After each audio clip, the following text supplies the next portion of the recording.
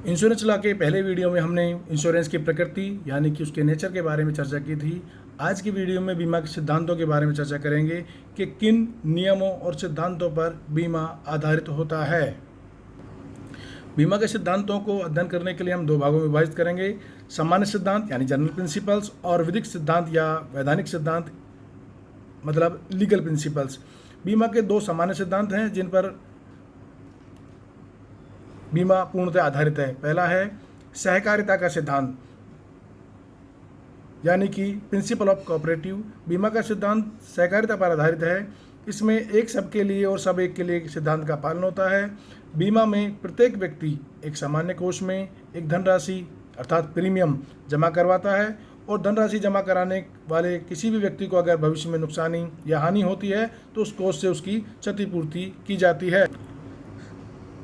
Sir William beverage ने कहा है कि जोखिम को सामूहिक रूप से वहन करना ही बीमा है। बीमा का दूसरा सिद्धांत है संभाव्यता का सिद्धांत। यह सिद्धांत एक प्रैक्टिकल थ्योरी है बीमा की, जिसके आधार पर बीमा का निर्धारण किया जाता है। बीमा की जो प्रीमियम का निर्धारण है वो जोखिम की मात्रा और संभावना के आधार पर आधारित होता है। यदि संभावनाएं अधिक हैं तो प्रीमियम अधिक होगा और यदि जोखिम की संभावनाएं कम हैं तो बीमा का प्रीमियम भी कम होगा।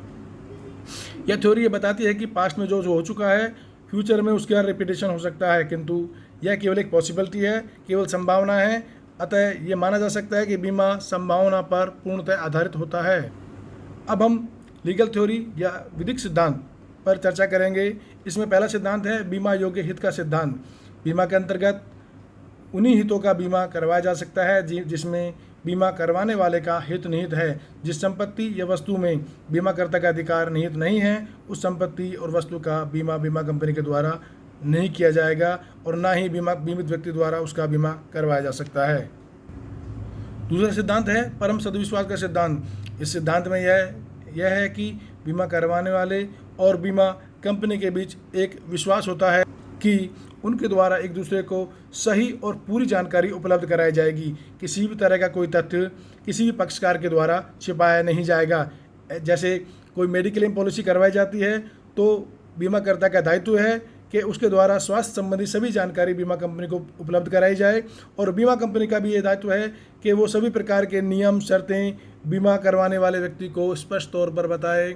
ऐसा कोई भी नियम या शर्त गोपनीय या छुपाया तथ्य नहीं छिपाया जाएगा बीमित व्यक्ति से।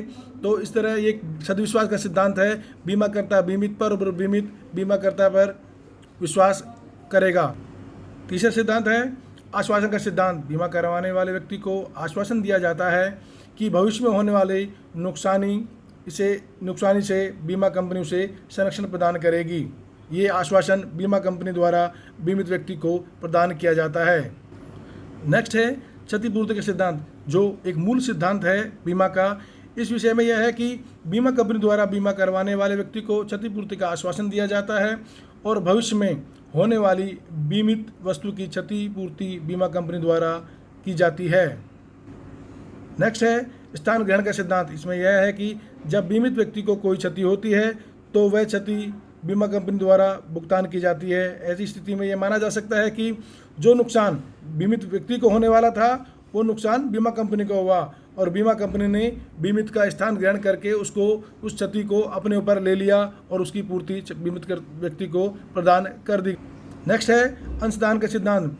बीमा में बीमा करवाने वाले व्यक्ति द्वारा प्रीमियम के तौर पर अंशदान किया जाता है जिससे एक कोष का निर्धारण होता है। उससे अंशदान करवाने वाले व्यक्ति में से अगर किसी को नुकसानी होती है तो उस नुकसान की भरपाई उस अंशदान के निर्मित कोष से की जाएगी। नेक्स्ट है निकटतम कारण का सिद्धांत। इस सिद्धांत के अनुसार बीमित को केवल उसी दशा में क्षतिपूर्ति प्राप्त करने का अधिकार होगा जबकि हानि उसी कारण से हुई है जिसकी सुरक्षा के लिए बीमा करवाया गया है। यदि हानि का कारण निकटतम नहीं है तो बीमित को बीमा की राशि प्रदान नहीं की जाएगी और बीमित द्वारा क्षतिपूर्ति का दावा नहीं किया जाएगा। नेक्स्ट है क्षति के अल्पीकरण का सिद्धांत। इसमें बीमा करवाने वाले व्यक्ति की क्षति बीमा के माध्यम से अल्प या कम हो जाती है, संपूर्ण नुकसान उसको नहीं होता है। इस प्रकार इन उपरोक्त सिद्धांतों के आधार पर बीमा काम करता है। इन सिद्धांतों का पालन करते हुए बीमा की व्यवस्थाएं कायम की जाती हैं।